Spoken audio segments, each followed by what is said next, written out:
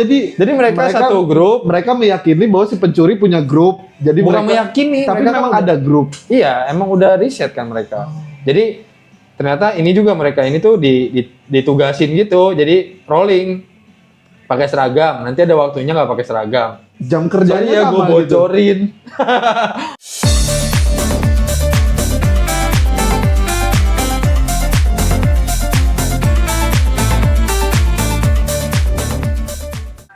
Halo guys, Geradak Geruduk Kolonial Podcast. Hari ini lagi mau cukuran dulu. Di belakang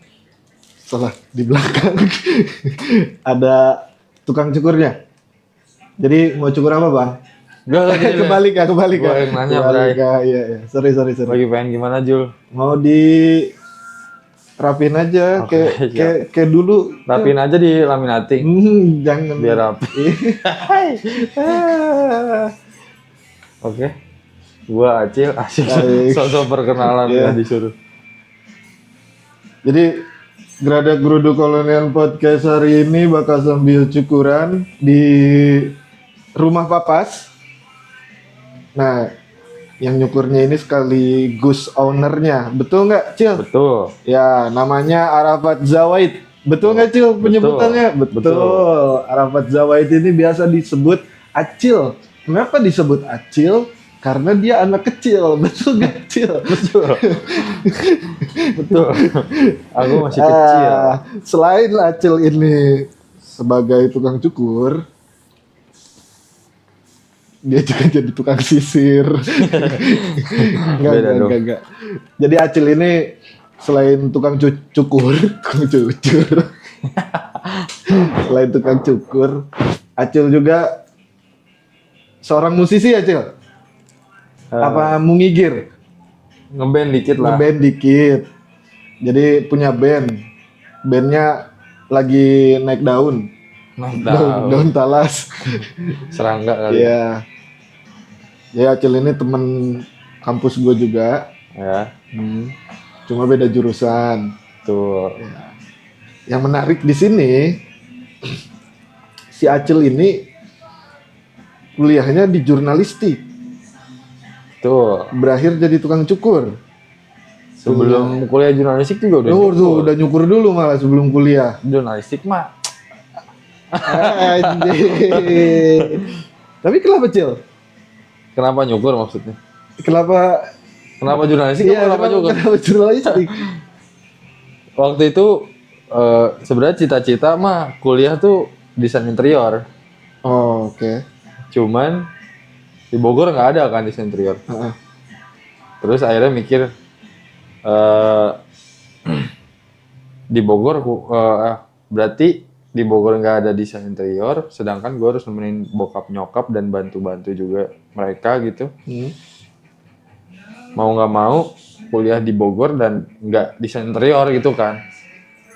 Emang dulu rumah nggak di Bogor, Cil? Di Bogor. Di Bogor kan? Iya di Bogor. Terus tapi kan ya kalau mau interior berarti harus keluar Bogor. Oh, Sedangkan harus nggak mau sambil ninggalin bantu. Bogor lah. Ninggalin orang tua lah. Ya, karena orang tua di Bogor. Iya. Saya ya udah deh. Kuliah di Bogor aja yang ada. Sekali karena udah merasa nggak memungkinkan kuliah interior, terus kebayang biayanya juga yang bisa jadi mahal gitu. Akhirnya ya udahlah yang murah sekalian, maksudnya yang dekat gitu ya, terjangkau dari rumah, dekat banget gitu. Yang murah, dekat, Kepleset. dekat, gampang. Akhirnya milih di Pakuan. Terus jurusannya juga yang paling gua rasa memungkinkan buat gua kerjain aja gitu. Gua pelajarin dan gua kerjain. Akhirnya milih komunikasi. Nah di komunikasi tadinya gua nggak mau jurnalistik, nggak tahu kenapa. Pengennya broadcasting. Tapi pada saat itu akhirnya kepikiran broadcasting, anjir. Zaman sekarang broadcasting waktu itu ya mikirnya TV lagi menuju mati gitu maksudnya. Terus Iya. radio juga gitu. Terus broadcasting mau jadi apa nih gitu. Terus waktu itu mikirnya kalau mau mankom kayaknya banyak apa ya? Gua kebayangnya aktivitas-aktivitas di balik meja gitu. kayaknya nggak pengennya yang banyak lapangannya, akhirnya ya udah deh jurnalistik gitu. Jadi emang nggak ada ya karena ketidaksengajaan kali ya. Bisa dibilang kayak gitu sih. Bukan karena emang tertarik sama jurnalistik, tapi pas udah kuliahnya jadi tertarik aja. Seru sih sebenarnya kuliah jurnalistik, walaupun gua nggak pinter-pinter amat. Ceritain tuh, Apa? ceritain. Apa serunya kuliah jurnalistik? Ngomong-ngomong nih, sampingnya lu mau tipis banget apa nggak terlalu? Bagusnya lah Cil. Tapi kalau tipis banget, pede apa enggak? Selu. Sedang lah ya. Ya, enggak maksudnya tipisnya selu bukan? Oh, Tipis tuh. segini mah enggak kan? Pasti Masih oke. gue bikin sedikit di atas ini. Ya biar Biar kembali nama atasnya. gondrongnya lama aja. Oke. Terus Sikat ya. sikat. Kuliah jurnalistik. Ya. Nggak, gue lupa sih serunya apa aja. Cuman gue enjoy sih kuliah jurnalistik. Kayak, oh ternyata gue juga bingung sendiri sih kayak, oh ternyata gue menikmati gitu. Yang dari yang tadinya nggak kebayang gitu kuliah jurnalistik seperti apa. Cuman begitu menghadapi matkul-matkulnya, tugas-tugasnya, oh ternyata gue menikmati gitu. Ya. Gitu sih kalau kuliahnya mah. Kalau nyukur sendiri kapan Jel? Dari kapan?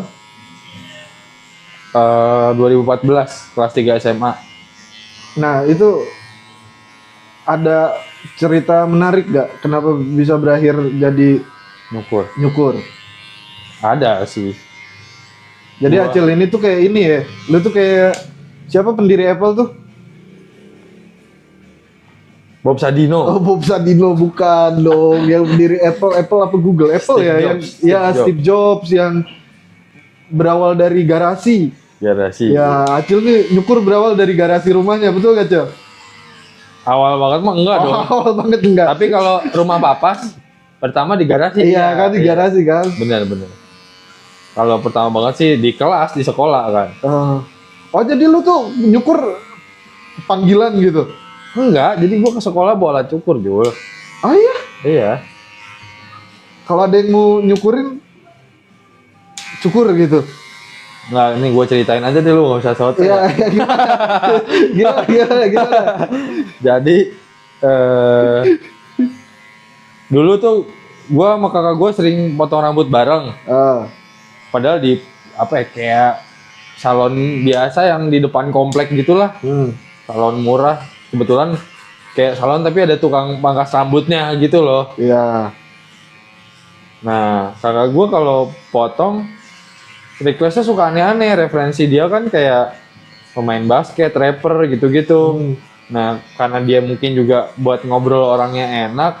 Jadi si tukang cukurnya ini yang biasa tempat dia potong, ya gue dan dia potong, mau gitu ngikutin apa kata kakak gue. Jadi kakak gua request itu jadi bahan si tukang cukur yang ngulik. Iya. Terus gue jadi kayak, kok seru sih nyukur bisa ngulik-ngulik gini gitu. Terus akhirnya gue ikut ke bawah. Jadi gue setiap potong rambut requestnya jadi suka spesifik gitu loh. Iya. Tadi kan ya udah rapiin aja. Lama-lama jadi kayak, coba atasnya gini, sampingnya gini, sampingnya nomor berapa, bawahnya lagi nomor berapa, lebih spesifik. Terus gue menemukannya keseruan di situ. Kok seru ya motong rambut bisa gini gitu. Lama-lama terbesit aja pikiran kayaknya motong rambut atau hairdresser jadi barber atau apapun itu seru gitu kan. Udah tuh, itu ada pikiran kayak gitu tuh kelas 1 SMA akhirnya. Pikiran doang ya, pikiran yang lewat aja gitu. Oh jadi itu tuh dari sebelum SMA lu mulai merhatiin rambut. Iya. Iya, betul. Jadi ya kayak dari kecil tuh kayak, nggak dari kecil sih, dari SD tuh perhatiin kayak artis, pemain bola, siapa tuh, Ronaldo. Pokoknya siapapun lah, tokoh-tokoh tuh, oh rambut bisa gini, bisa gitu. Itu tuh gue lumayan merhatiin gitu, secara nggak sadar ya. Berarti lu cukup hafal ya dengan karakter rambut yang begini, idealnya digimanain kayak gitu. Iya, lumayan lah. Nah kalau kayak gua gini, idealnya kayak gimana, Cil? rambut lu Ya coba terangin rambut gue nih kayak gimana? cerita yang lain, yang tadi lanjutin apa enggak? Yang mana? Kan gimana bisa jadi nyukur? Oh iya. Jadi lanjutin dulu apa mau loncat dulu? Iya gimana yang tadi nyukur? Yang tadi dulu ya. Iya. Satu-satu. Nah, apa? Akhirnya ya setelah terbesit pikiran yang tadi, kayaknya seru nih jadi barber atau apa gitu. Itu tuh pikiran itu tanpa sadar nempel sampai kayak kelas 3 gitu. 3 SMA. 3 SMA. Sampai kelas 3 SMA. Itu tahun berapa, Cil? 3 SMA tuh? 2014. 2014 ya? Akhirnya gua kan ada om yang punya mesin cukur nggak kepake. Nah itu gue mintain aja. Oh jadi beneran otodidak? Iya, om ada mesin cukur nggak kepake, mau atuh mau belajar. Terus dibawain aja gitu, ditambahin gunting 1 waktu itu. Terus gue langsung ngomong ke teman-teman di tongkrongan sekolah, kalau ada yang mau cukur sama gue ya gue mau belajar gitu. Terus akhirnya ada satu temen gue namanya Endra. Dia objek pertama. Endra, ya Cil, ini coba cukurin gue gitu kata dia. Oke, ya udah, gue nyukur Endra, pulang sekolah nyari kelas kosong, nyukur Endra, ada kali 3 jam. Hah? Saking hati-hatinya gitu. Oh. Saking hati-hatinya, terus dengan modal memori setiap datang ke tukang cukur aja gitu. Nggak, karena dulu kan susah juga ya nyari bahan belajar. Iya. Di YouTube masih susah banget di tahun-tahun segitu. Ada tapi sedikit, terbatas banget gitu. Terus ya kontennya gitu doang. Terus akhirnya beres.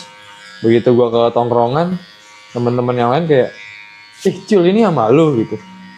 Iya, mau dong gua besok gitu. Kayak emang ternyata di kepala Endra tuh nggak begitu buruk. Ya lumayan lah. Iya. Kayak anak-anak bisa lihat itu rapih gitu. Gue mau dong besok gitu. 2 orang berikutnya tuh si Dom sama Abo Texpack. Akhirnya besoknya gue nyukur mereka berdua ini. Terus akhirnya berkelanjutan. Lama-lama gue motong rambut staff CU, guru olahraga, sama akhirnya ke security juga. Oh iya? Ya. Mereka yang minta atau lu Mereka yang minta. Terus ada dulu kan gue dapet uang, dulu sekolah tuh gue dapet uang jajan mingguan ya. Iya. Seminggu 60.000. Terus 60 apa 70 gitu gue lupa. Dulu tuh duit gue paling sering habis buat beli alat gambar. Gue waktu SMA suka gambar kan. Dari kecil sebelumnya. Terus pernah di pertengahan minggu duit gue habis kayak sisa 2.000, kaget sendiri sebenarnya, cuman gue positive thinking gitu kayak berangkat aja deh dulu, barangkali ada anak yang mau cukur kan lumayan, nambahin lagi duit gue. Nah hari itu yang dimana si Pak Jae security SMA 7 minta cukur, gue nyukur anak-anak, ngantri kan di dalam kelas, pas gue keluar, Cil mau dong cukurin bapak katanya. Oke, beres cukur dikasih gocap. Di situ gue kayak anjir, nyukur bisa gini ya gitu. Berangkat bawa 2.000, balik bawa 80.000. Anjir. Akhirnya jadi kayak wah seru nih gitu, makin tertarik gitu. Udah ya terus jalan sampai sekarang. Pernah ada di titik jenuh, Cil? Jenuh, kalau jenuh tuh nggak tahu ya, alhamdulillah gue jenuhnya mungkin jenuh karena rutinitas aja, bukan karena nyukurnya. Enggak, karena rutinitas doang, berulang kayak ke tempat yang sama, melakukan aktivitas yang sama, bukan gara-gara nyukur. Kalau nyukur pas ketika proses nyukur gini, gue nggak pernah bete pokoknya. Tapi lu pernah merasa deg-degan gak, Cil? Lagi nyukur? Iya, lagi nyukur. Pernah banget lah. Berapa lama itu? Di berapa? Itu pas lagi awal-awal belajar. Ada orang yang bikin lu deg-degan gak, Cil? Pas nyukur? Ada. Soalnya gue lagi nyukur di tai-taiin. Goblok nih anjing gitu.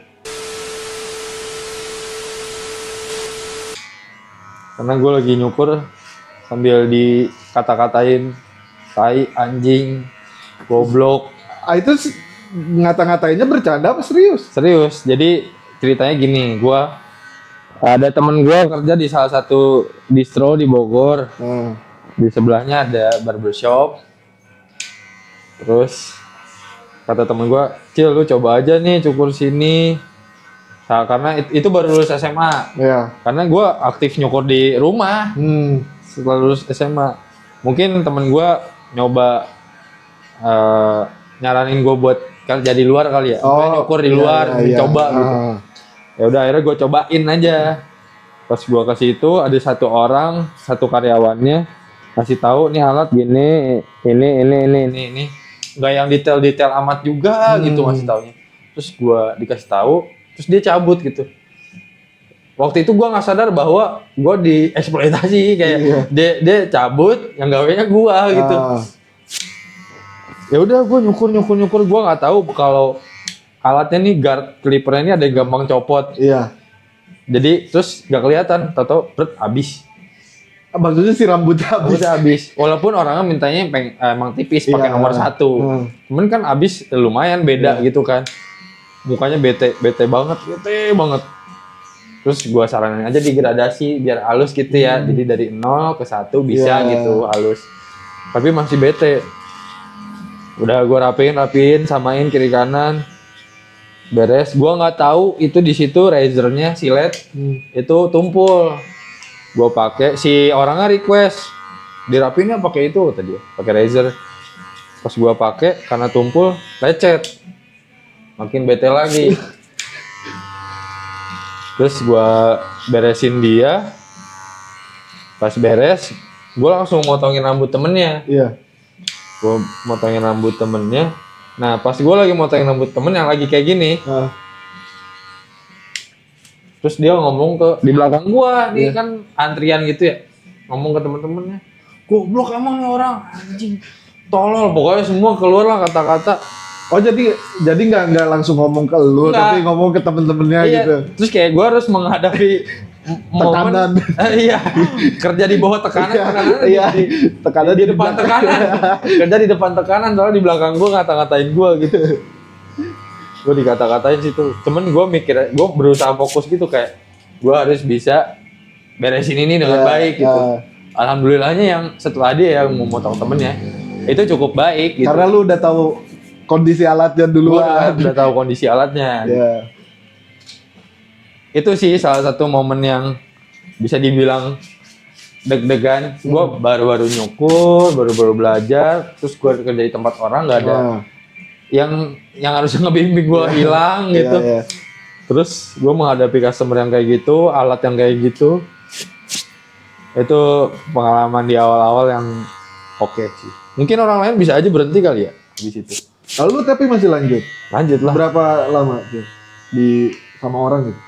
Enggak, maksudnya gue cabut dari tempat itu. Oh iya, tapi kan nggak habis nyukur itu nggak langsung cabut kan? Langsung cabut. Enggak, masih ada di situ sebentar lah. Sampai datang orang lain. Ada teman barber lain yang menyelamatkan gue waktu itu, kayak nyamperin si orang yang gue lecatin itu. Kenapa mas? Karena ngeliat marah-marah kali ya.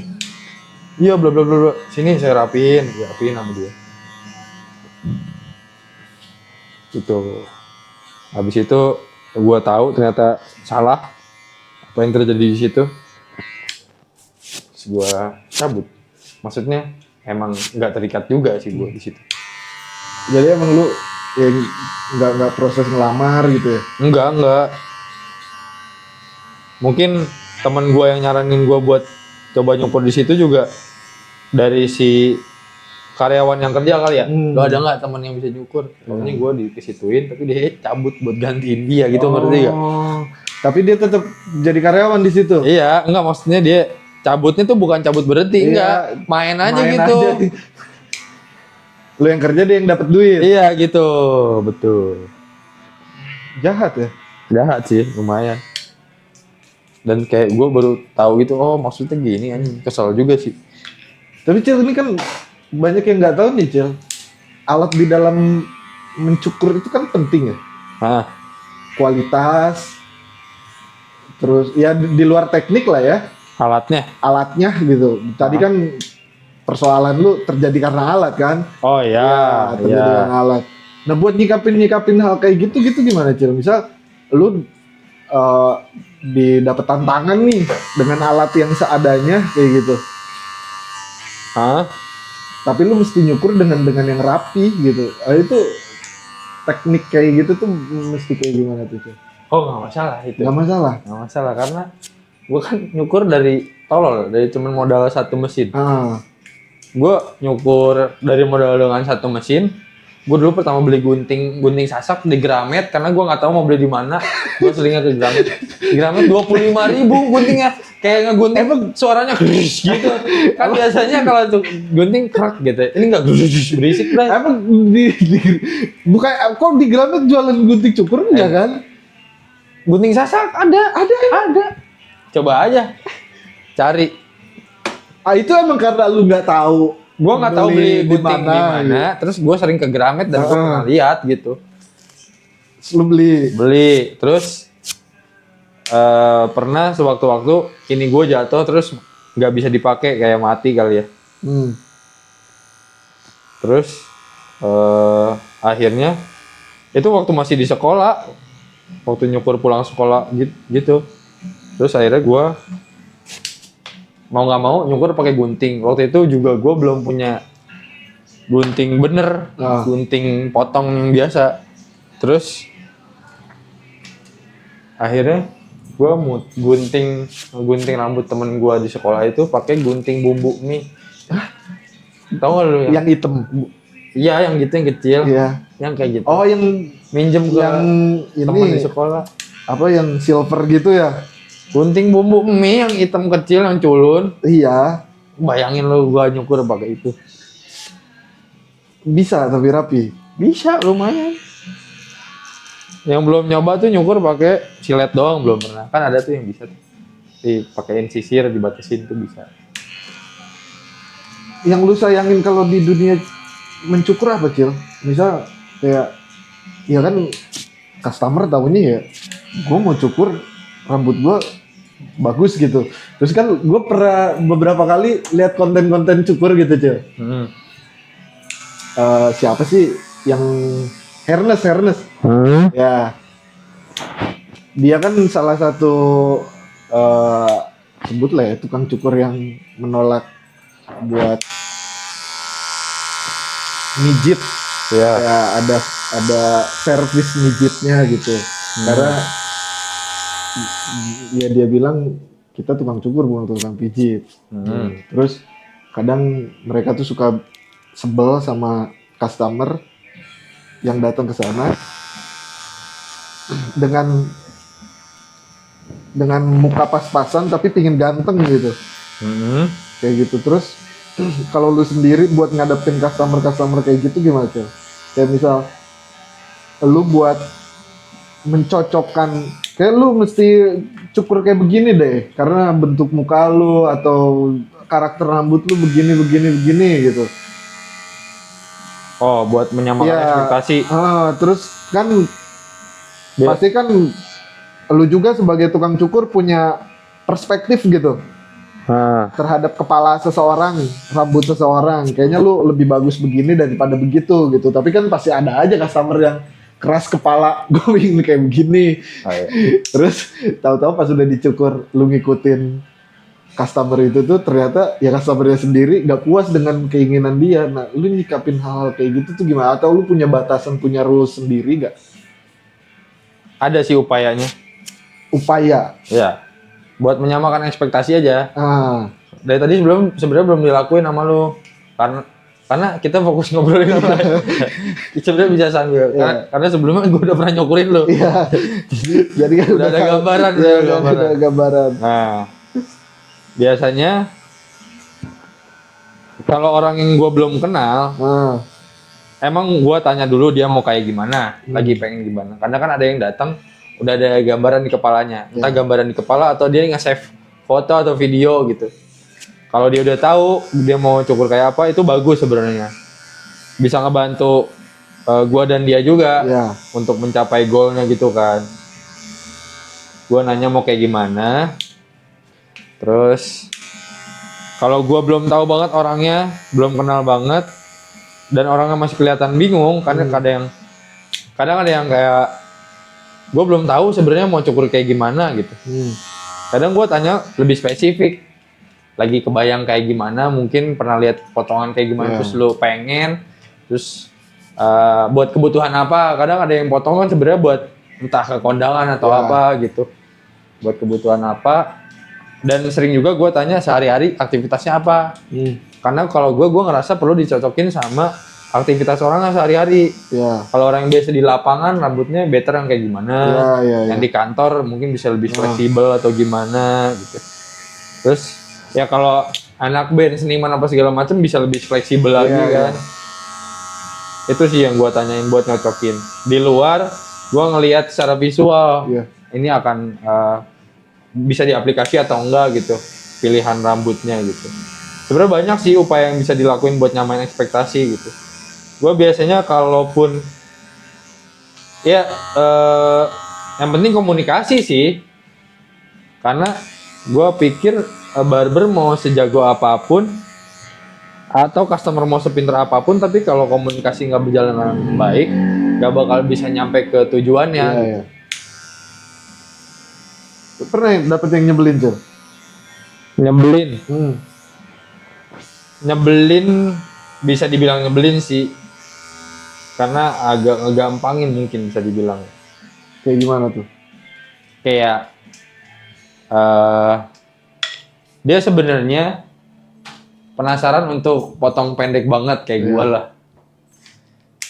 Tapi sebenarnya tapi dia nggak bilang gitu. Tapi dia harapannya pingin kayak gitu. Enggak, dia tuh ada kepengen kayak gitu, tapi dia nggak bilang. Terus bilang ke guanya, malah dia kan pernah potong juga sebelumnya. Potong kayak yang kemarin aja gitu. Gue ikutin. Pas beres, Cil kayaknya bikin kayak lu aja gitu. Gue sebenarnya penasaran potong kayak lu. Kayak kenapa nggak dari awal, gue kan jadi kerja 2 kali gitu. Sebenarnya merugikan gua dan dia. Lebih sering dapat customer yang seenggaknya bisa diskusi gitu, bisa ngobrol, bisa saling dengar gitu ya. Jadi kalau gua kasih saran, mereka bisa terima atau counter. Kalaupun terima ya udah jadi. Kalau counter ya gue dengerin lagi, bisa cari opsi lain yang lebih sesuai gitu. Ada orang yang nggak biasa sama itu. Dia ternyata sebelumnya biasa ke, ya katakanlah pangkas rambut asgar yang dengan kebiasaan dia tuh, bang, potong terserah lu deh. Kalau sekiranya nanti kurang oke, dibotakin aja. Itu kan berarti dia nggak ngelatih dirinya sendiri buat mikir ya. Bahkan buat diskusi pun enggak gitu. Kayak terserah lu, kalau gua nggak suka ya udah lu botakin aja gitu. Dia datang dengan kebiasaan lamanya kayak gitu terus ke gua. Jadi begitu gua ajak ngobrol bingung. Akhirnya gua kasih nih opsi misalnya. Lu suka pinggirnya gimana, atasnya gimana. Gua ada opsi A dan B ini. Lu mau gimana? Dia mikir, akhirnya gue saranin. Karena dia bilang, menurut lu bagusnya gimana? Menurut gue B lebih oke. Oke, B gitu. Pas jadi A aja deh gitu. Terus itu tuh terjadi berkali-kali kan, karena itu motong samping, belakang, atas, kayak gitu-gitu. Kan jadi serba kerja 2 kali ya. Itu lumayan ngeganggu flow sih sebenarnya. Seenggaknya kalau lu udah menyerahkan ke gua, ya lu terima gitu. Kalau lu nggak menyerahkan, ya lu kasih tahu juga atau lu counter aja nggak apa-apa gitu. Kalau gua kan tipikal yang ini ya, Cel, yang seneng ubah-ubah model rambut. Udah dari yang paling, jadi gua dulu punya cerita, Cel. Gua waktu kecil ke Asgar sama bokap gitu kan, cukur. Antrian nih, nah yang sebelum gua nih cukur, dibotakin, Cil. Mas-mas. Keren. Sumpah itu keren banget. Gua baru ngelihat orang dibotakin keren. Dan gua minta ke tukang cukurnya, gue mau kayak begitu gitu. Pas gue dibotakin ternyata gue jelek anjing. Emang kepala lu kalau dibotakin bentuknya langsung ke expose gitu loh. Iya, itu kuping jadi kayak caplang, Iya. kelihatan banget. Iya. Dari situ gue nggak mau lagi dibotakin, Cil. Agak diamond gitu besar di area atasnya muka lu, kepala lu. Nah, kan kalau sekarang ini kan gue kayaknya hampir bukan nyaman ya, ini sih sebut lah nyaman ya di satu model gitu. Satu model ini ya, Iya, kayak model natural belah dua bisa Ya, dibilang. kayak gitu. Yang emang Itu lumayan emang cocok sih di kepala lu. Di kepala lu, di muka lu. yang emang gue udah nggak mau explore lagi gitu, karena kalau explore lagi sana sini kayaknya dengan karakter rambut yang sekarang kayaknya udah makin susah deh gitu. Iya. Jadi udahlah kayak gitu aja gitu. Nah, ngomong-ngomong karakter rambut, Cil, lu ngeliat politik sekarang kayak gimana, Cil? Nyambung nih. Nyambung. Kalau politik partai gue hampir nggak peduli sih sebenarnya. Hampir gak peduli. Tapi kan gue terpapar sih. dulu tuh gini ya, Cil. Lu waktu masih di garasi itu tuh, kan kita sempat ngobrol tuh sambil nyukur. Hal yang membuat lu menarik, salah satu yang paling interest ketika lu lakukan dalam nyukur gitu, adalah percakapan-percakapan kayak gini loh, gitu loh, Cil. Ya. Dialog-dialog lu sama konsumen. Ya benar. Apalagi dengan orang-orang yang ya bukan temen lu ya gitu, orang-orang baru, orang-orang asing yang kadang topiknya itu tuh bisa random gitu. Ya. Ya ngobrolin politik lah, ngobrolin itu kan lu juga sering melakukan itu dan dapat gitu customer kayak gitu. Dapet. Ada nggak topik yang ini, Cil? Yang menurut lu aneh gitu? Banyak sebenarnya. Banyak. Ada yang curhat, ada Oh, ya? yang ada. Jadi cukur udah bukan cukur doang, tapi sekalian curhat atau ada yang sekalian nanya saran kadang apa, atau yang ngobrol sharing aja sih lebih sering sih kalau ngobrol sharing. Yang salah satu yang unik gue baru tahu bahwa ada Intel kereta. Intel kereta. Itu customer gue Intel kereta. Gue baru kayak Intel biasa gitu. Enggak sih, mereka tuh bertugas buat sebenarnya menangani pencuri di kereta, tau gak yang suka ambil laptop gitu-gitu. Iya. Nah mereka tuh menangani itu. Unik kan? Gue baru tahu tuh karena itu orangnya kesini potong rambut. Seperti biasa kan gue nanya aktivitasnya, pekerjaannya apa gitu. Gue di kereta security, tapi bukan security yang pakai seragam. Maksud gue gimana? Terus dia request rambutnya mulet, kata gue kok security kereta mulet, kan nggak mungkin. Ternyata dia bilang bukan yang pakai seragam, kata dia. Lucu. Baru tahu kan? Lucu ya, gue baru tahu lucu. Iya. Lucu. Terus oke. Terus gimana itu maksudnya? Iya, jadi karena kita menghadapi pencuri secara diam-diam, berarti kita nggak boleh pakai seragam. Makanya dia bilang kayak Intel gitu loh. Jadi petugas keamanan tapi nggak pakai seragam. Tapi bukan ngadepin pencuri aja kali, Cil. Kayak pelecehan gitu mungkin. Yang Pelecehan mah lebih fokus udah security yang ada sih. Oh, security yang ada. Dia Iya. benar-benar fokus ke pencurian gitu. Iya, against the group pencuri itu. Jadi kan itu komplotan. Oh, jadi mereka satu grup. Mereka meyakini bahwa si pencuri punya grup. Jadi Bukan mereka meyakini, tapi mereka memang udah- ada grup. Iya, emang udah riset kan mereka. Jadi ternyata ini juga mereka ini tuh ditugasin gitu. Jadi rolling pakai seragam. Nanti ada waktunya nggak pakai seragam. Jam kerjanya Gue sama gitu. bocorin. Apa? Jam kerjanya sama gitu. Ada jam kerjanya kayak gitu. Sama lah selama kereta beroperasi. Ini nggak apa-apa lu bocorin itu. Hah? Ini Intel loh. Itu mah sebutan doang. Soalnya pencuri juga tahu kok. Maksudnya Oh, jadi Intel kesini pencurinya ada yang bukan. Oh, bukan. Kalau kata dia, jadi si pencuri juga ternyata ngapalin muka-muka Intel keretanya itu. Oh, jadi si pencurinya sampai tahu Jadi juga gitu. kucing-kucingan. Makanya Intel kereta itu di rolling kan, biar gonta-ganti. Sedangkan kok komplotan pencuri paling kalau ada rekrutmen baru. Iya. Kalau ada yang baru. Itu unik sih. Iya Jadi itu unik. Gue baru tahu. Ya Jadi kan? selama ini tuh ada yang kereta itu bertugas tuh ada yang kita nggak tahu. yang kita nggak tahu. Yang kita nggak tahu tuh ada yang bertugas lagi, Bray. Nggak pakai seragam. Seru kan? Iya seru. Nah, gue sukanya dari nyukur tuh itu gue bisa ketemu orang macem-macem, ngobrolin hal macem-macem gitu. Hampir tiap hari kayak satu orang sekian orang beda-beda. Terus gue ngobrolin hal-hal juga macem-macem. Itu seru sih.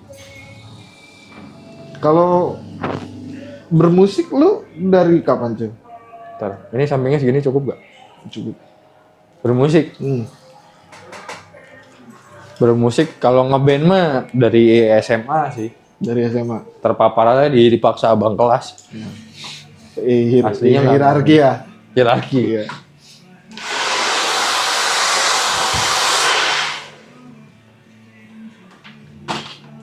Ini sampingnya mau dibentuk apa natural? Bentuk boleh. Ini cabangnya pendekin aja cuy. Pendekin lagi? Boleh. SMA. Tapi dikenalin sih sama bokap dari kecil sebenarnya ke musik ya. Iya. Bokap soalnya dulunya ngeband. Oh bokap juga ngeband. Ngeband di kafe gitulah. Terus ya kalau lagi berduaan sama gua suka sambil ngeplay lagu gitu. Keren ciuman. Hah? Keren ciuman. Waduh. Mencium? Iya, tapi nggak ciuman. Iya ciuman.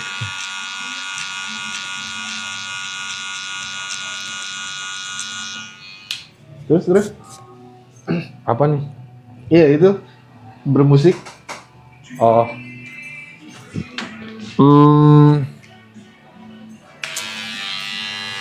SMA dipaksa abang kelas. Bandnya band ska gitulah. Oh iya. Ska reggae mainnya. Terus lulus SMA, kuliah. Pas kuliah tuh diajak ngegantiin gitarisnya Mary Celeste. Karena Mary Celeste nih vokalis dan drummernya satu sekolah juga sama gua. Terus gue suka nongkrong di tempat mereka. Terus waktu itu ada momen gitarisnya mau kerja di Amerika. Ya.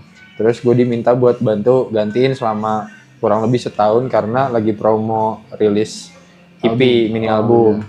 Jadi karena si Intannya keluar, si gitarisnya akhirnya Ahong, vokalisnya waktu itu yang minta gue buat gantiin Intan. Dari situ tuh jadi itu main gitar kan. Dari situ jadi lebih sering manggung gitu kan. Jadi ngerti band-bandan gini, manggung gini, ketemu orang gini. Oh tapi sebelumnya emang lu nggak pernah sengaja band-bandan gitu? Nggak pernah. Gua nggak pernah bikin band. Bikin band. Akhirnya baru sekarang sih gua bikin band. Iya nggak maksud sebelumnya gitu. Sengaja, gue pengen ngeband nih. Nggak pernah. SMA diajak. Pas kuliah itu yang sama Mary Celeste diajak. Terus udah beres gantiin Intan. Akhirnya sama teman-teman kampus diajak lagi sama band sekarang ini RRAG ya. Reg. Diajak lagi. Bukan gue yang bikin gitu. Oh ini bukan lu yang bikin Cek? Bukan. Nah, lu tapi tahu asal usul namanya? Kan kayaknya buat nama sebuah band kayaknya agak tidak umum aja gitu. Tidak umum sih emang. Ya. Apa itu Cil? Asal usul RRAG itu? Asal usulnya reg. Apa dibacanya rag? Reg atau rak boleh. Gue lebih sering nyebutnya reg aja sih. Jadi kayak kalau di bahasa Inggris kayak lap gitu. Terus apa namanya ya? Namanya sih kalau menurut mereka yang bikin ini tadinya inisial personil awal, culun banget ya, cuman singkatan inisial culun. Tidak ada makna ya. Cuman iya nggak ada makna culun. Tapi gue suka ketika dibaca rek, gue suka gitu, rak gitu gue suka. Tapi jadi unik Cil. Makanya gue sebenarnya agak geli kalau ada yang bilang RRAG gitu. Gak gitu Bray bacanya, ribet gitu. Ya gitu. Ya kan kalau gue nggak tahu mesti dibaca reg ya. Iya. Karena zaman di kampus dulu kan kadang-kadang nyebutnya RRAG bukan reg. Iya sih. Iya. Akhirnya makanya gue kalau di panggung bilangnya kami reg gitu aja. Seru Cil jadi anak band. Seru sih lumayan, jadi distraksi dari aktivitas, dari rutinitas sehari-hari. Padahal nyukur juga seru-seru juga. Berarti seru nyukur semua ini gitu. tuh aktivitas utama lu ya? Ya, main job job. nyukur. Second job? Second job, sebenarnya kadang-kadang kalau belakangan ngambil job jadi talent. Ya. Kalau Lu pernah iklan jilet ya? anjing jilet. Enggak jilet. Enggak jilet. Apa dong, Cil? Apa iklan? Iya, lu pernah di jilet kan? Iklan produk jilet kan? Jilet enggak. Enggak bro, jilet. Ngasal berarti gue. Ngasal, emang lu ngasal aja. Apa-apa? Terakhir ada Cleo air minum, BCA, Honda WRV, Honda Genio, apa ya, Garuda Crunchy, Komsel, Gudang Garam Signature Mart, apalagi ya, mungkin sama brand-brand lokal gitu, brand-brand apa ya, baju. Ini tuh lu jadi talent, doyan gambar, terus ngeband, nyukur.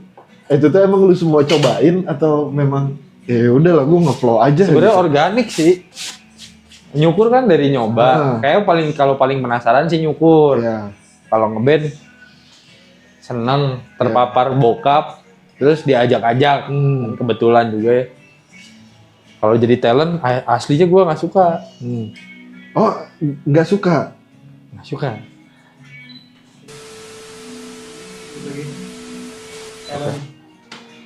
Jadi talent aslinya nggak suka. Cuman dulu sering dipaksa abang gua. Nah, akhirnya gua ngambil job jadi talent itu waktu pandemi. Pertama kali? Iya, karena waktu itu castingnya online. Gua kan males castingnya gitu ya, harus datang antri bla bla bla gitu. Ketemu orang banyak. Terus gua nggak suka juga sih muka gua terlalu terpampang gitu, dilihat banyak orang, disorot. Kalau ada di iklan maksud gua. Terus waktu saking seringnya abang gua nyuruh gua jadi ngambil job talent karena abang gua sebelum udah ngambil duluan. Nah, saking seringnya disuruh sama abang gua, terus pas pandemi dia bilang cobain karena casting online, gue nggak perlu ke sana. Ya udah online gue cobain aja, kirim file. Sebenarnya momen pertama gue dapet jobnya juga agak unik sih, nggak sengaja. Nggak sengaja gimana tuh? Nggak sengaja adalah jadi ada agensi yang nyuruh ya, yang biasa nawarin ke gue kan, ada job ini mau nggak gitu. Mau, nggak dapet. Itu berapa kali ya dinawarin? Kayak 2-3 kali. Mau, nggak dapet. Terus akhirnya ada satu job. Coba bikin video kayak gini, gue nggak lihat di atasnya dia ngirim info jobnya, job untuk brand apa gitu kan.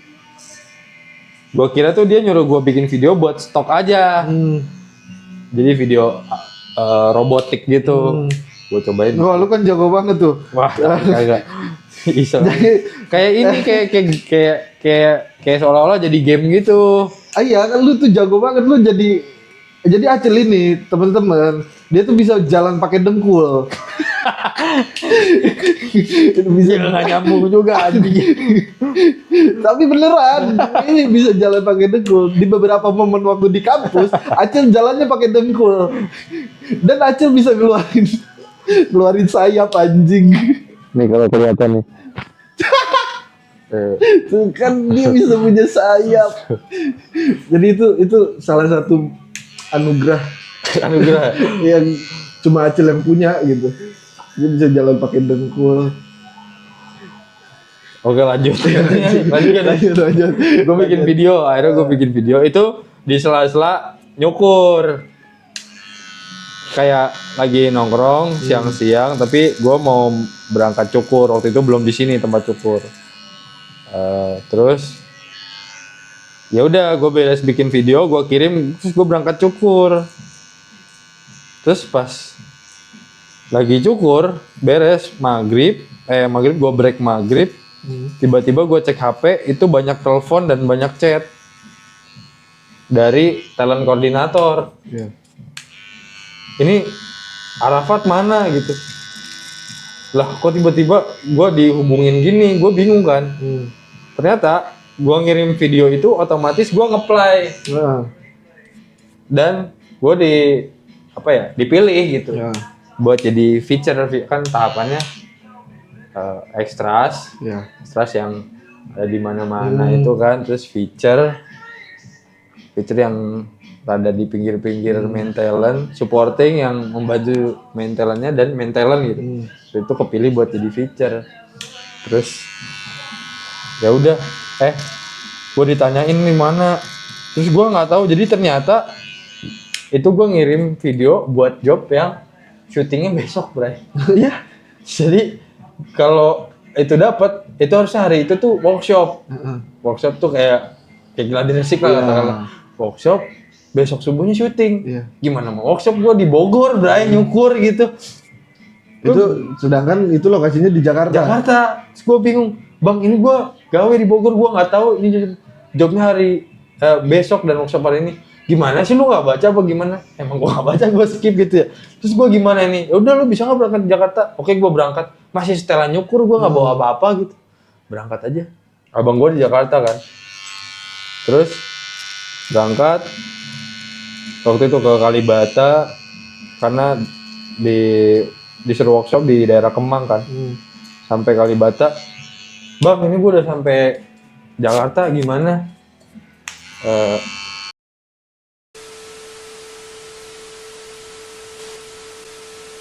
Gue sampai Kalibata, gue nanya talent koordinatornya, bang gue udah sampai Kalibata, gue kemana nih? Udah deh, lu istirahat aja, tapi pokoknya besok subuh syuting ya. Oh, jadi lu nginep di Kalibata aja? Nggak, gue akhirnya ke tempat abang gue, kantor abang gue lupa tuh di mana, kayaknya daerah Kemang juga. Nginep, masih setelan nyukur anjir. Nginep, tidur, ngampar di lantai pakai kain doang. Terus ya udah, jadi gue nggak pakai workshop gitu kan, langsung syuting. Besok kan syuting, gojekan. Terus syuting pertama itu pengalamannya juga lumayan seru sih. Seru. Itu seru, iklan capek. apa aja? Telkomsel waktu itu. Lu dancer gitu? Enggak sih, so jadi kayak glitch di belakang mentalnya gitu. Nggak kelihatan amat juga sebenarnya. Terus syutingnya di anjing gue lupa daerah apa sih? Gading Serpong. Iya. Gading Serpong kan Jakarta apa ya? Pusat apa utara ya? Pokoknya panas banget. Terus gue syuting di atas gedung. Lokasinya di atas gedung, kayak rooftop gedung gitu. Yang dimana itu panas banget. Terus di atas gedung siang-siang kan, kayak jam 10-11 kan di Jakarta, di Gading Serpong kan panas ya, apalagi di atas gedung. Terus nggak bikin studio AC juga. Jadi di atas gedung ini nih ada studio, dibikin ala-ala studio besar, tapi nggak pakai AC, pakai kipas doang, di mana nggak nolong, tetap panas. Terus gue syutingnya di luarnya, ada scene di luar. Nah pas di luar udah panas banget. Terus scene-nya adalah gue di belakang main talent. Main talentnya di depan. Di depan dia pakai parasut. Siapa main talentnya itu? Lupa, Grace namanya. Model. Terus main talent di depan gua, dia pakai parasut, ditembak pakai blower gede mampus dari depan. Gimana caranya si parasutnya terbang? Harus terbang. Cuman di situ tuh pasir doang, pasir debu. Jadi begitu, jadi gue di belakang main talentnya sih depannya nggak banyak pasir ya. Begitu angin nyebrot, setiap cut gue abu-abu gitu, Jul. Udah panas-panasan, abu-abu nih gue. Pasir itu tuh sebagai properti. Itu enggak, itu yang ada di situ aja. Yang ada di situ. Bukan properti, enggak. Mungkin ya, dibiarin juga biar jadi efek visual juga kan. Kayak action, angin, cut, abu-abu, dikebutin, das. Itu berapa lama itu? Berapa kali tag gue nggak tahu, pokoknya kayak sampai sekitar sebelum jam 12 tuh masih di outdoor situ, dan sini lumayan banyak panasan. Ya itu kan berarti gue standby 4:30, akhirnya beres 1:30 malam deh kalau nggak salah. Iya. Tapi lu full ngetek. Full, bro, itu emang capek banget sih. Mungkin orang lain bisa bete ya, tiba-tiba dapat pengalaman pertama yang saya nyapain itu dengan budget yang nggak gede-gede amat juga, gue masih feature gitu. Temen gue cuek aja kayak, anjing ini mah tanggung jawab gue udah gak sengaja nge-play gitu kan, masa ya gue meninggalkan tanggung jawab gitu aja. Jadi gue mikirnya gue ngejalanin tanggung jawab, terus ya udahlah bagus dapet pengalaman seperti ini, jadi seru juga ada cerita gitu kan. Alhamdulillahnya abis itu dapet job yang enak justru. Itu abis itu tuh dapet job iklan Garuda Crunchy. Sukro ya? Enggak, snack gitu. Oh, snack. Snack, bukan sukro. Kan bete Cil itu. Apa? Iya, ngetek dari subuh. Yang bete mah iya kalau lu ngetek terus. Bagian lu tuh lama gitu. Iya, Tapi lu udah di calling. Iya. Oh, itu kan bete banget. Terus sekalinya ngetek cuma 15 menit lagi anjing, nunggu lama-lama kan. Itu jadi iklannya juga cuman semenit 30 detik. Anjing. Dengan syuting yang callingan 1:30, beres 1:30, hampir 24 jam. Iklannya jadi 30 detik. UMR aja. Boro-boro. Enggak. Kagak. Feature. Mungkin kalau gue main talent waktu itu ya segituan kali. Main talent UMR-an.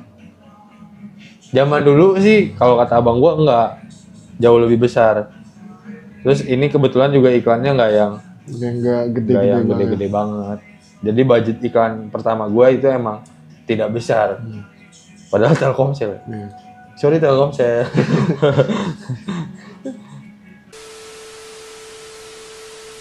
Lu lagi ada manggung-manggung, Cil? Kalau Di bulan bulan puasa puasa. sih kayaknya baru ada tawaran masuk 1. Kebetulan bulan puasa kan emang nggak banyak acara ya. Biasanya menjelang lebaran doang. Baru ada tawaran 1 masuk. Itu juga alhamdulillah sih. Harusnya kan bulan puasa mah nggak harus gimana-gimana sih. Biasanya bulan puasa nggak banyak acara gitu maksudnya, apalagi musik-musiknya. Musik udah ngasilin duit, Cil? Apa? Musik udah ngehasilin duit? Udah, alhamdulillah. Ya baru berasa sih di tahun kemarin mungkin baru berasanya. Tahun kemarin kan 2023 dari ngeband awal kebentuk 2018 akhirnya di tahun kemarin berasa gitu kayak ada duit masuk nih ke rekening masing-masing personil gitu. Sebelumnya kan ya udah buat biaya operasional band aja gitu.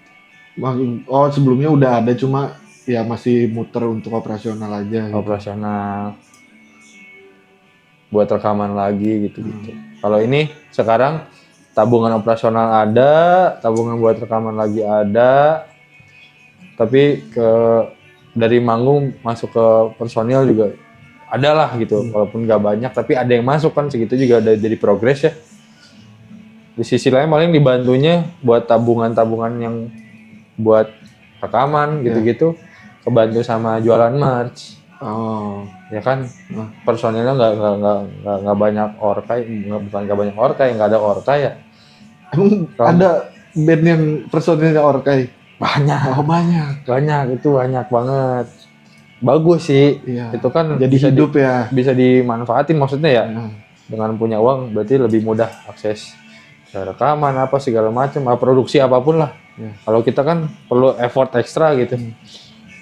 Nah, cara kita ngakalinnya itu jualan merchandise.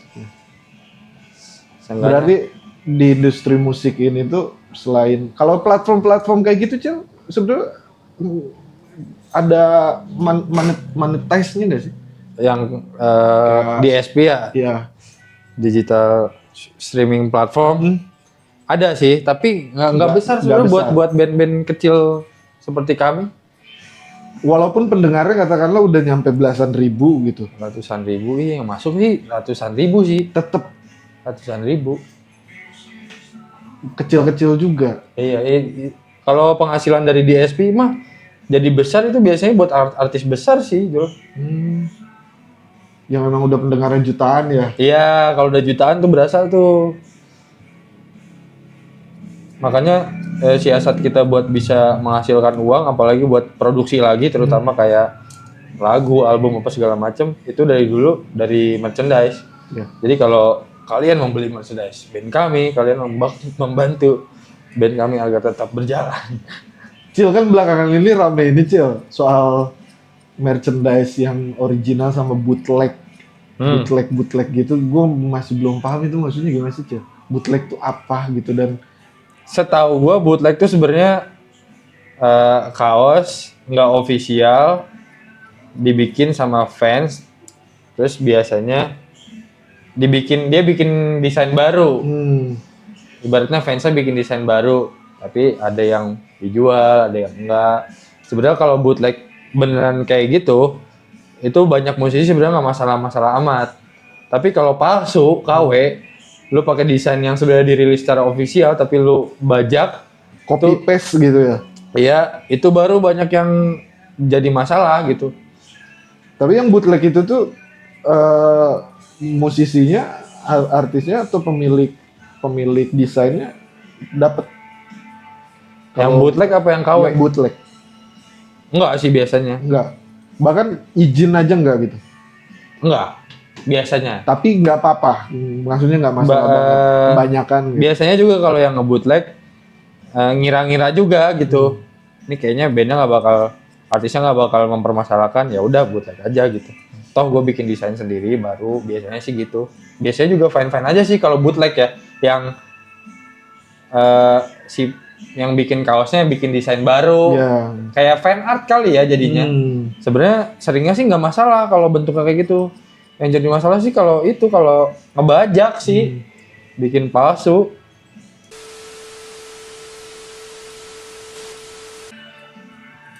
Oh jadi gitu Cil, bootleg tuh kan sempet rame tuh ya di Twitter. Iya. Sempet rame. Sebenarnya sih yang diomongin tuh sebenarnya yang bajak itu teh. Cuma jadi kerebet-rebet ke bootleg ya. Salah sebut juga sih. Bootleg. Setahu gua salah sebut, karena yang gua tahu biasanya bootleg mah ibaratnya kayak fan art gitu. Sampai banyak akun yang menerjemahkan bootleg. Iya, makanya beda-beda sih pengertian, cuman yang gua tahu itu. Kalau yang palsu mah ya KW aja, bajak aja gitu. Intinya bajak, nggak si musisi nggak dapet, si artis nggak dapet royalti. Iya, desainer nggak dapet. Di TikTok aja. Live TikTok banyak ya. Ah itu ya. Itu merugikan sih sebenarnya, merugikan banyak pihak, merugikan band, merugikan desainer, merugikan distributor.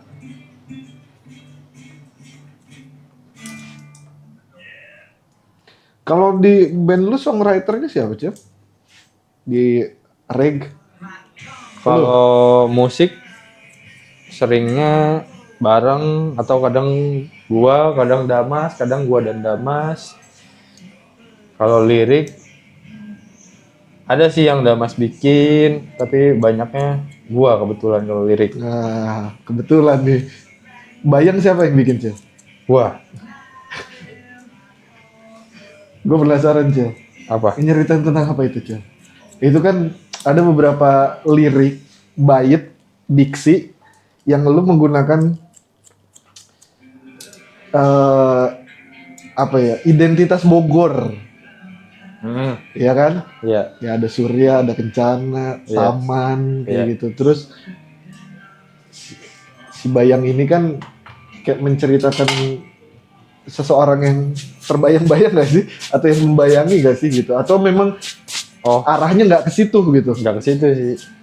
Ini oke nggak ngomong-ngomong? Oke bang. Ubannya cabutin loh. Anjing, uban cabut. Ntar aja tuh belakangan uban mah.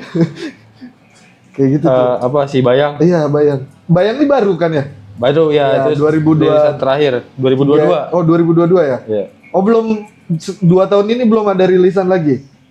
Belum. Tapi lagi OTW lah. Gimana Bayang? Tuh Sebenarnya- gua seneng juga Cil sama permainan diksi yang lu mainin di Bayang itu. Sebenarnya- Lu kadang nubruk-nubrukin diksi ya, tapi lu masih tetap berusaha untuk bertahan di koridor supaya ini nggak cuma ngejar rima doang gitu. Ya, Ya, tapi memang ada maknanya. Yang gua suka tuh lu memisahkan frasa Surya Kencana. oh itu. Itu menurut gua cerdas sih. Sebenarnya sesederhana, gue nulis Bayang tuh sesederhana. Waktu itu lagi Lagi galau. enggak sih lagi aware sama Bogor gitu. Kayak mikirin kayak Bogor kok rasanya deket sama ibu kota tapi pelan. Terus ini kok kotanya kayaknya orang-orang sibuk kerja terus tiap weekend ya udah pada istirahat tapi rame sama orang ibu kota gitu yang bikin macet apa segala macem. Itu pikiran-pikiran itu tuh lagi muter-muter di kepala gua. Terus hari itu pas lagi kepikirannya banget, gua lagi iseng aja muter-muter Bogor dengan situasi baru beres hujan gitu. Gerimis tipis-tipis. Terus pulang, gue tulis aja apa yang ada di kepala gue yang lewat tulis gitu doang sih sebenarnya. Kayak gue nulis tempat-tempat yang sering gue lewatin, terus sedikit gue menggambarkan kondisi kotanya, karakter kotanya gitu, sedikit gitu. Udah gue cuman masukin gitu doang Jul sebenarnya. Itu Bayangnya itu dari mana Cil? Judul lu mengambil judul Bayang. Judul gitu. Bayang tuh belakangan setelah gue baca-baca lagi liriknya. Ada lirik apa? Nikmati telusur jalan, nikmati. Kok gue lupa ya? Oh, telusur jalan, nikmati bayang. Telusur jalan, nikmati takdir di bayang kota. Bayang kota tuh maksudnya ya itu kayak Bogor tuh kayak kota bayangan gitu lah. Lebih. Bukan kota utama ya, jadi selalu jadi penyangga. Iya. Lu pakai powder gak? Boleh. Ya kurang lebih sih kayak gitu. Terus kalau gua nulis bayangnya,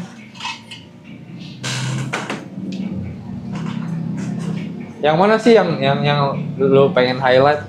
Itu gue suka dengan cara lu mainin diksinya gitu. Kan belakangan ini tuh gue sama bukan gua sih. Kolonian ini tuh lagi seneng ini loh cuy. Bukan seneng ya, tapi kayak membahas fenomena penulisan lirik. Lirik kan kalau nggak di mix sama musik tetap akan jadi teks aja ya, nggak akan jadi musik juga gitu. Jadi teks aja gitu. Jadi ya karena gua dan teman-teman di Kolonian nggak cukup pengetahuan untuk bicarain soal musiknya gitu. Jadi gua coba untuk sedikit-sedikit ngebahas soal penulisan liriknya gitu loh. Iya. Ada beberapa kali editor Kolonian tuh ngebahas soal salah satu lagunya siapa? Pren namanya? Hindia. Oh iya, lagunya Hindia. Cincin. Yang Cincin. Terus lagunya siapa? Nadine. Nadine Amizah kayak gitu. Dari fenomena penulisan lirik mereka itu tuh menurut editor Kolonian itu ada lirik-lirik yang ini Cil, yang maksain. Diksi-diksi yang maksain dimunculin hanya untuk ngejar rima gitu. Iya. Ya gitu. Dan kalau di puisi itu kan sebetulnya perkembangannya tuh sekarang permainan rima itu tuh bukan mulai jarang dipakai ya Cil, tapi mulai jadi sedikit pemanis kali ya gitu. Jadi penulisan puisi sekarang itu tuh lebih naratif. Iya. Dibanding kayak memainkan rima AB kayak gitu. Kayak gitu. Dan ya penulisan lirik lagu kan hampir percis sama penulisan puisi kayak gitu. Dan kalau di puisi itu kan udah mulai mainin ke naratif, bukan nggak melihat lagi soal rima, tapi rima ini tuh udah bukan jadi hal yang dominan lagi gitu. Oh iya. Ya, jadi ada dari larik pertama ke larik kedua itu tuh rima akhirnya itu tuh nggak sama gitu. Jadi udah bukan ngejar si rimanya lagi, karena kalau kita ngejar rima terus kadang kita malah bukan fokus sama pemaknaan, Cil. Oh. Malah fokus sama bunyi. Ya. Tapi kan gue bukan memaklumi ya. Gue berpikir mungkin musisi ngejarnya itu gitu, ngejar bunyinya itu gitu loh. Ya. Kalau misalkan ada yang maksain, tapi ada nggak sih formula-formula yang memang entah bisa didiskusiin kah, diobrolin kah kayak gitu untuk ngejar bahwa penulisan lirik itu tuh ya bisa baiknya seperti apa ya gitu. maknanya kena tapi juga masuk dengan bunyinya kayak gitu. Dan kalau yang lu ini kan rimanya dominan banget. Yang bayang ini tuh rimanya kerasa banget. Ntar Cil gatel. Mau gue garukin kan? Rimanya kerasa banget gitu. Tapi yang gua ngelihat, ini bukan karena gua kenal lu ya, tapi memang lu masih pada tahap dimana yang lu mainkan rima di sini itu tuh masih ada makna gitu. Nggak sembarang lu taro misalkan kata apa cuma buat nyamain rima sebelumnya aja kayak gitu. Kan banyak tuh yang kayak gitu. Ketika dibaca ulang atau didengerin ulang secara seksama, kita malah ini artinya apa sih? Iya. Kayak gitu. Dan yang lu tuh masih, dan yang paling gua suka tuh lu nabrak-nabrakin diksi. Ya.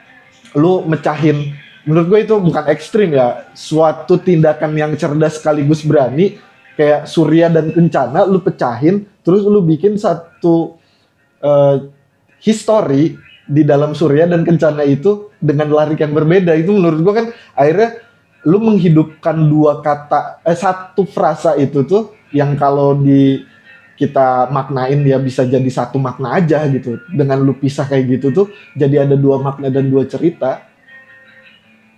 Oh iya. Gue baru tahu sih detail penulisan bisa seperti itu. Sebenarnya kalau soal Surya dan Taman, Anjing. karena gue nulis nggak pernah mikirin makna. Iya. Gue nulis apa yang gue rasa dan gue tahu, gue lihat aja kan. Kalau rima tuh buat gue jadi pembantu, buat gue bisa pede biasanya buat nulis, karena rima kan ngebantu buat enak secara bunyi ya. Terus habis nih Bre. Hah? Oh, lanjut. Baik, tangannya begini diangkat. Terus si Surya dan Taman bertemu di Kencana Ku Menunggu gitu kan. Sebenarnya ketika gue nulis bukan Surya dan Taman bertemu di Kencana Ku Menunggu, bukan gitu. Pas gue tulis tuh awalnya gue cuman pengen nulis ada Surya Kencana, ada Taman Kencana. Itu tempat-tempat yang sering gue lewatin.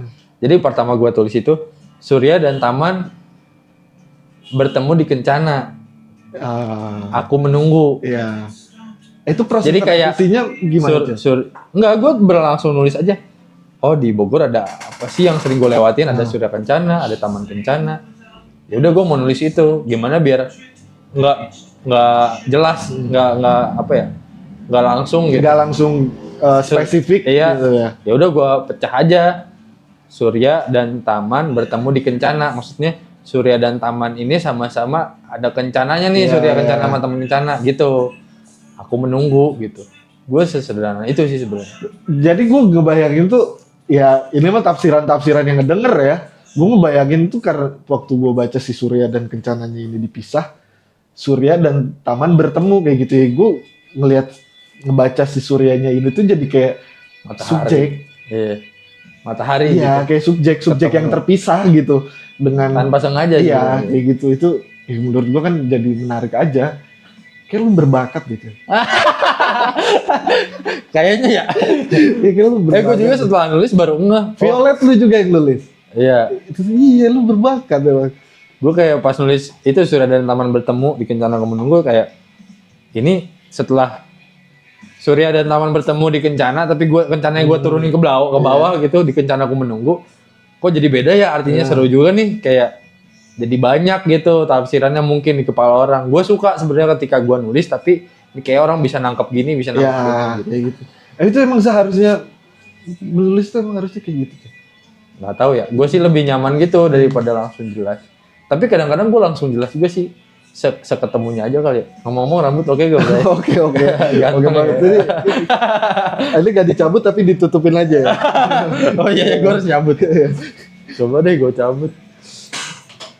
Coba sini, gue Gue sendiri gak kelihatan Cil. Coba sini.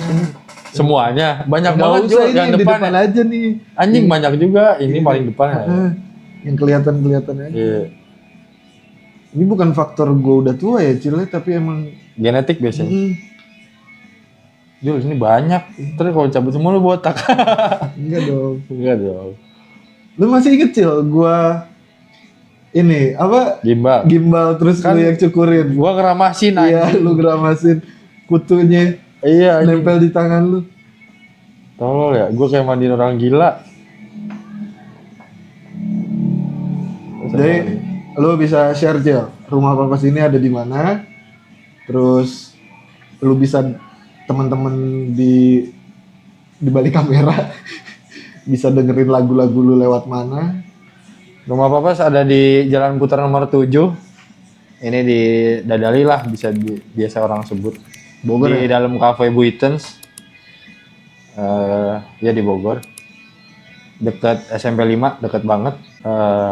Kalau dengerin Rek bisa di Spotify langsung cari aja Rek, tulisnya RRAG. Kalau di YouTube juga ada sih video klip, udah rilis beberapa video klip. Terus itu aja nggak sih yang gua kerjain? Kalau mau cukur di rumah papas harus booking. Booking, baiknya sih booking karena gua prioritasin yang booking. Kalau walk in?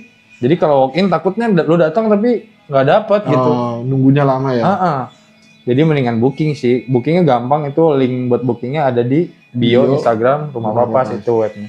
Gampang kok, tinggal buka itu lo langsung milih jamnya, langsung milih jamnya, milih harinya, gampang banget sebenarnya. Oke. Jadi gitu teman-teman. Begitu. Hari ini gue nyabutin Uban Ijul, request Ijul. Hari ini Geradak Geruduk Kolonial Podcast telah ngobrol sama Arafat Zawid, owner Rumah Papas, gitaris ya lu Cil ya? Gitaris reg sekaligus baking powder. Ya. Baking soda. Jadi sampai jumpa di Geradak Geruduk Kolonial Podcast selanjutnya. Thank you.